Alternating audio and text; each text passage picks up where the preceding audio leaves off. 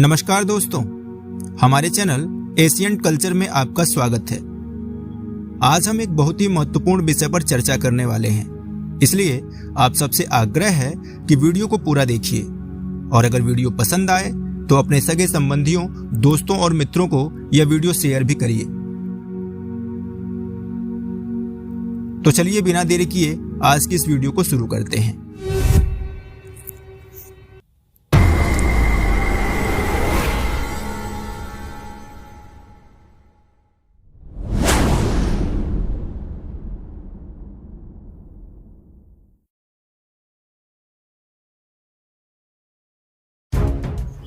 नमस्कार दोस्तों, आज की वीडियो बहुत ही ज़्यादा इंटरेस्टिंग और मज़ेदार होने वाली है, क्योंकि आज हम लोग फिर फेकुआ जर्नी उर्फ रायता कुमार के एक और गप का भांडाफोड़ करने वाले हैं।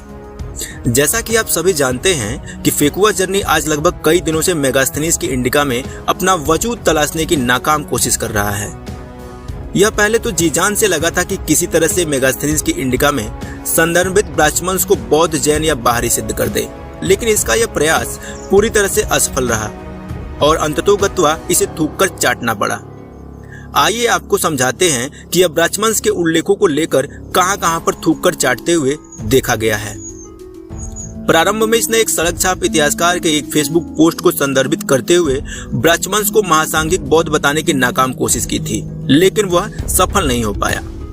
इसके बाद इसका एक 2 कौड़ी का पालतू चेला पिग्गी डॉग फटीचरण आजाद इन्हीं ब्राह्मण्स को जैन बताते हुए देखा गया था, लेकिन उसका भी यह दावा फर्जी साबित हुआ।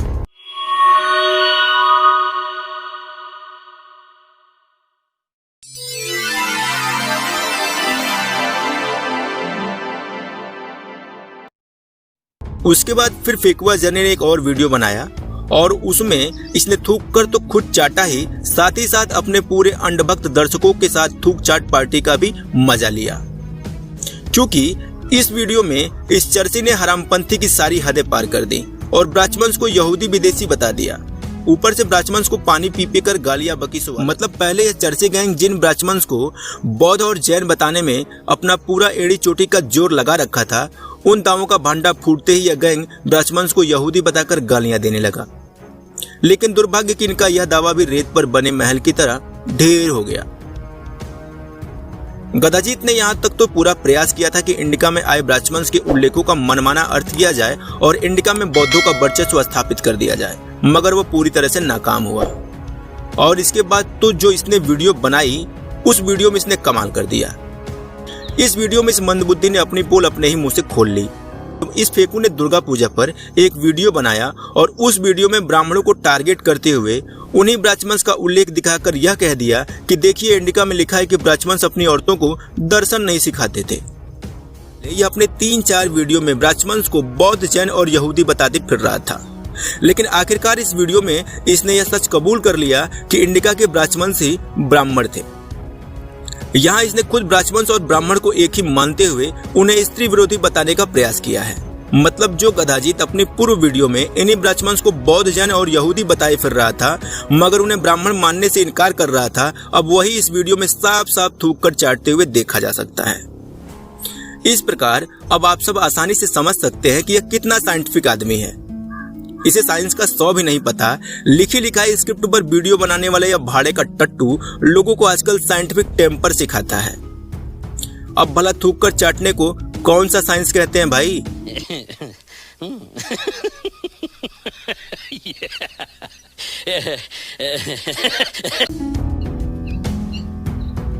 अब चलिए इस गपोड़पंथी की एक और गप को दिखाते हैं कि इंडिका में सिर्फ बुद्ध ही बुद्ध है, बुद्ध के अलावा तो और कोई है ही नहीं। और अपनी बात को प्रमाणिक साबित करने के लिए यह फिर एक सड़क छाप आदमी को इतिहासकार बताकर पेश कर रहा है और उसकी 2 टके की चवन्नी छाप किताब को इंडिका बताकर यह रेफरेंस दे रहा है कि यह देखिए, इस पुस्तक में प्रमाणों के साथ बताया गया है कि इंडिका में सिर्फ बुद्ध ही बुद्ध है और कोई है ही नहीं। अब यहाँ समझने वाली बात है कि जैसे यह गदाजीत चरसी है, वैसे ही चरस और भांग के नशे में डूबे हुए इसके तथाकथित सड़क छाप इतिहासकार होते हैं। अब आप ही बताइए, पूरी इंडिका मुख्यतः बेस्ड है सेट्रोकोट्स पर। इसी सेट्रोकोट्स को चंद्रगुप्त मौर्य के रूप में विद्वानों ने परिभाषित किया है। यह पूरी पुस्तक इन्हीं के इर्द गिर्द लिखी गई है। इस पुस्तक में उस समय के तत्कालिक भारत के सामाजिक, सांस्कृतिक, राजनैतिक और आध्यात्मिक पहलुओं पर चर्चा की गई है। और यह चरसी इतिहासकार लिख रहा है कि इंडिका में भैया सिर्फ बुद्ध ही बुद्ध है, जबकि इंडिका में बुद्ध का कहीं कोई नामो निशान नहीं है। यह लिखता है कि इंडिका में सिर्फ बुद्ध ही बुद्ध है, जबकि इसी इंडिका के अनुवादक बाबू अवध बिहारी शरण, जिनकी पुस्तक का रेफरेंस देकर यह फेकू जर्नी पहले अपनी वीडियो में उछल कूद किया करता था, उन्होंने ही अपने फुटनोट में साफ साफ लिखा है कि किसी ग्रीक विद्वान ने इंडिका में बुद्ध का जिक्र किया ही नहीं है।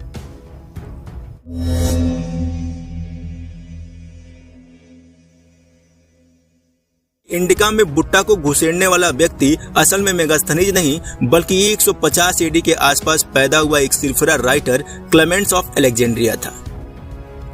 यह वही सिरफिरा राइटर है जिसने मेगास्थनीज को संदर्भित करते हुए जीसस के पैदा होने की भविष्यवाणी भी घुसेड़ दी थी। अब आप खुद दिमाग लगाइए और सोचिए कि मेगास्थनीज जब भारत आया उस समय जीसस का जन्म भी नहीं हुआ था और वो जीसस को जानता भी नहीं था, और जीसस का भारत की संस्कृति और सभ्यता से कोई लेना देना भी नहीं था। अब भला उस व्यक्ति का मेगास्थनीज भारत के वर्णन के साथ उल्लेख क्यों करेगा? यह कितनी हास्यास्पद बात है।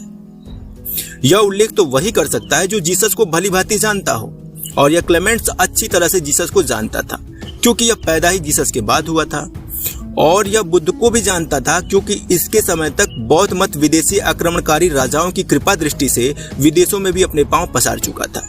अतः यह कहना गलत नहीं होगा कि यह इंडिका में आए जीसस और बुट्टा क्लेमेंट्स की अपनी गपुड़बाजी है। अन्यथा यह ध्रुव सत्य है कि क्लेमेंट्स से पूर्व जितने भी लोगों ने मेगास्थनीज के इंडिका का रेफरेंस लेकर जो कुछ भी लिखा है उसमें दूर दूर तक किसी बुट्टा फुट्टा का उल्लेख देखने को नहीं मिलता। इसीलिए बाबू अवध बिहारी शरण जी ने साफ साफ लिखा है कि किसी ग्रीक विद्वान को बुद्ध की कोई जानकारी नहीं थी। यहाँ ध्यान दें, इंडिका पर आलोचना या समालोचना निकले वाले मेगास्थनीज के जस्ट बाद के ईसा पूर्व के राइटरों को भी जब बुद्ध की जानकारी नहीं थी तो वह मूर्ख लोग कौन हैं जो बुट्टा के रूप में बुद्ध का उल्लेख किए जाने की बात इंडिका में करते हैं। यह सरासर झूठ है, बकवास है और जबरदस्ती इंडिका में बौद्धों द्वारा अपना वजूद खोजने का फर्जी प्रयास है। जबकि सच्चाई यह है कि यह झूठे लोग नाक ही नहीं अपने शरीर का कोई भी नर्म हिस्सा रगड़ लें, लेकिन यह इंडिका में अपना वजूद कभी सिद्ध नहीं कर पाएंगे। हाँ, गाल बजाकर और सड़क छाप इतिहासकारों की चवन्नी छाप पुस्तकों के आधार पर अपने अंधभक्त दर्शकों और समर्थकों को मुंगेरी लाल के हसीन सपने जरूर दिखा सकते हैं। इंडिका की मूल प्रतियां आज वर्तमान में लुप्त प्राय हैं। हम सभी को आज मेगास्थनीज की यात्रा विवरणों को समझने के लिए इन राइटरों की तरफ मुंह करके खड़ा होना पड़ता है।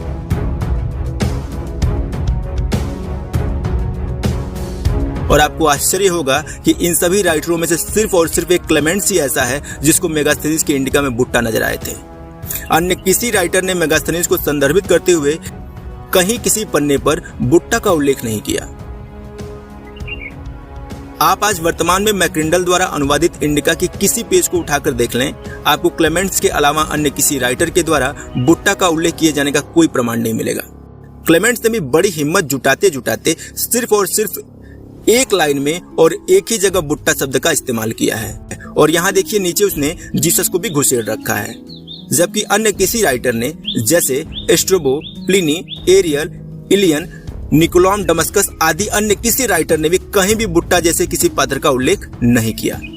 फिर भी ये चर्ची और गंजेड़ी लोग अपनी फर्जी पुस्तकों में छाप के बैठे हैं कि इंडिका में सिर्फ बुट्टा ही बुट्टा है, जबकि सच यह है कि बुट्टा मेगास्थनीज की इंडिका में नहीं बल्कि क्लेमेंट्स की गपोड़पंथी में है। क्योंकि अगर मेगास्थनीज की इंडिका में बुट्टा होता तो निसंदेह मेगास्थनीज के समकालीन या ईसा पूर्व के किसी भी अन्य राइटर की आलोचना या समालोचना में बुट्टा का उल्लेख जरूर मिलता। लेकिन हकीकत यह है कि इंडिका में बुट्टा से ज्यादा सांप, बिच्छू, हाथी, घोड़ा, कुत्ता आदि का उल्लेख किया गया है। गदाजीत ने एक और पॉइंट को सामने रखा इसी सड़क छाप इतिहासकार के हवाले से कि असल में इंडिका में जिस ईश्वर और आत्मा की बात की गई है वह गुणवाचक है। दूसरा, यहाँ आप देखें तो इस इतिहासकार ने अपनी पुस्तक में लिख रखा है भिक्खु, जबकि पूरी इंडिका में आपको चाहे वह अंग्रेजी ट्रांसलेशन हो या हिंदी, कहीं भी भिक्खु जैसा कोई शब्द नहीं मिलेगा। बावजूद इसके इन गपोड़ी लाल के चेलों ने अपनी फर्जी पुस्तक में भिक्खु भी पैदा कर लिए हैं।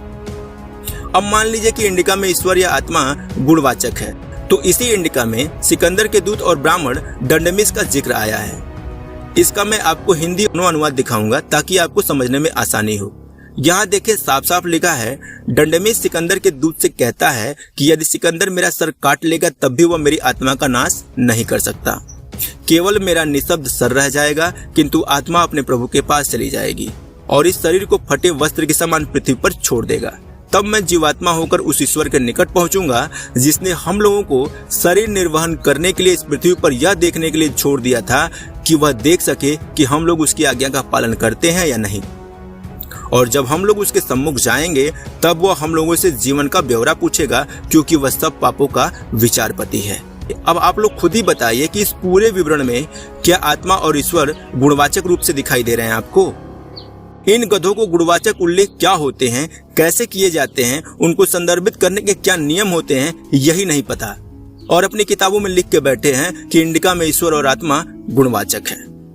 मतलब पूरी तरह से इंडिका के अनुवाद के नाम पर पोट्टी कर रखी है इन जाहिलों ने।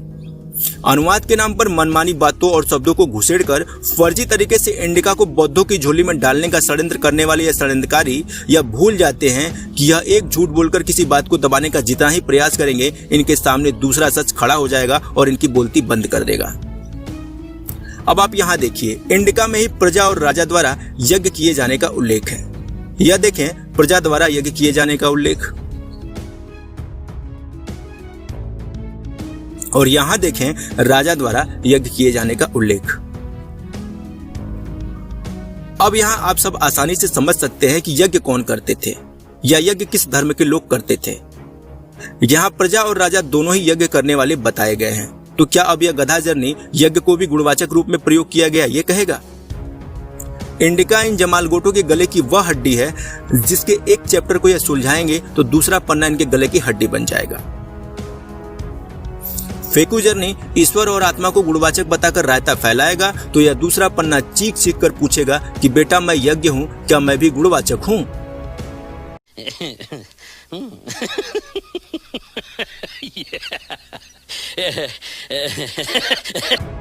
आप यहाँ साफ साफ देख सकते हैं कि हिंदी अनुवाद में राजा और प्रजा द्वारा यज्ञ किए जाने का उल्लेख किया गया है, जो उस समय के तत्कालिक समाज में वैदिकों के अस्तित्व का प्रबल प्रमाण है। जबकि गधाजीत बेवड़े का कहना है कि उस समय वैदिक लोग तो थे ही नहीं, उस समय सिर्फ बुद्ध ही बुद्ध थे। जबकि आप सभी को अपनी पिछली वीडियो में भी और इस वीडियो में भी मैं साफ साफ दिखा चुका हूं और बता चुका हूं कि इंडिका में बुद्ध का बौ भी नहीं है। और यह जो एक लाइन में एक शब्द में बुट्टा का उल्लेख जो आपको देखने को मिलता है वो मेगास्थनीज का नहीं बल्कि 150 एडी में इंडिका के नाम पर क्लेमेंट्स का किया हुआ एक फर्जीवाड़ा है। इस वीडियो में हमने फेकुआ जर्नी के एक एक झूठ को सिलसिलेवार तरीके से आप सबके सामने रखा। फेकू जर्नी झूठ और मक्कारी के दम पर फर्जी नैरेटिव फैलाकर इतिहास का विकृतीकरण करने वाले लोगों का प्यादा है। इस पूरी वीडियो में आप देख सकते हैं कि किस प्रकार से यह धूर्त मक्कार आदमी झूठ बोलकर लोगों को मूर्ख बनाता है। आप सब जानते हैं कि सत्य सिर्फ एक होता है और जो सत्य होता है उसके प्रमाण चाहे 1000 साल पहले के हों या 1000 साल बाद उन्हें वेरीफाई किए जाएं, उसकी सत्यता में कोई परिवर्तन नहीं होता। लेकिन फेकुआ जर्नी की वीडियो में जिस तरह से थूक कर चाटा जाता है, कम से कम उसे तो सत्य नहीं कह सकते। क्योंकि आप ही बताइए कि ब्राह्मण क्या बौद्ध थे, जैन थे, यहूदी थे या फिर ब्राह्मण थे? क्योंकि फेकुआ जर्नी तो आज तक इस सत्य को लेकर कंफ्यूज है।